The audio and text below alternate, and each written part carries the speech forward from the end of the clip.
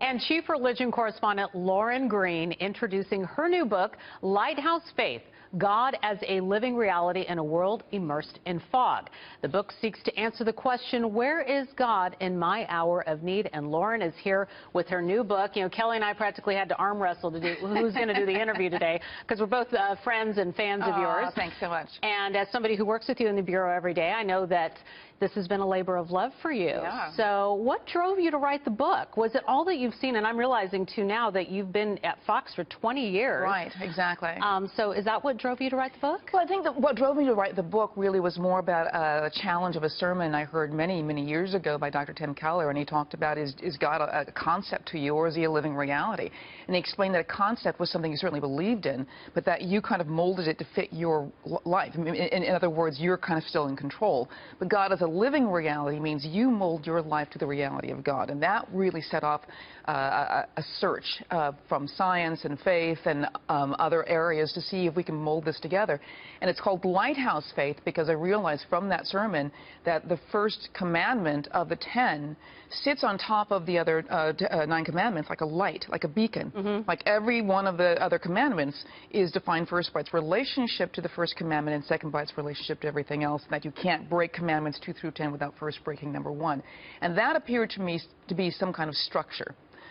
If you take it outside of the biblical moorings, out of a kind of a moral sense, there's a scientific structure there of a closed system, and that began the sort of melding of science and faith. And how do you hope to connect with readers and viewers and those that you have met in your walk of life to, you know, connect with the material here in the book and to connect with God? Well, that was really the challenge, because I realized I was really approaching the book from a science point of view, but that all of these elements of the material world really had spiritual connections, and they were sort of our teachers out in the world. You know, buildings that are built, you know, the science, you know, music and how it's structured. All of these things apply to our lives, and so I use examples from my own life and from other people's lives about perhaps how you build things in your life, and then also how you grow, how life just grows in you, just like biological growth, and then how you worship.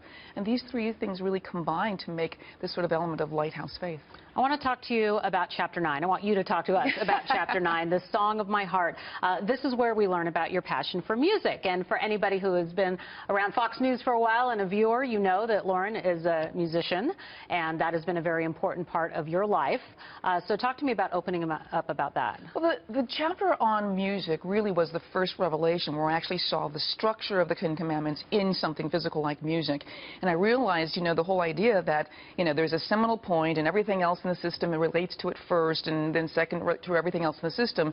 That's so apparent in music and how the major scales are created. And that then led me to believe, it's like, my goodness, well, we've created the major scales not out of something we just like, just because of its physical nature, its physical vibratory nature.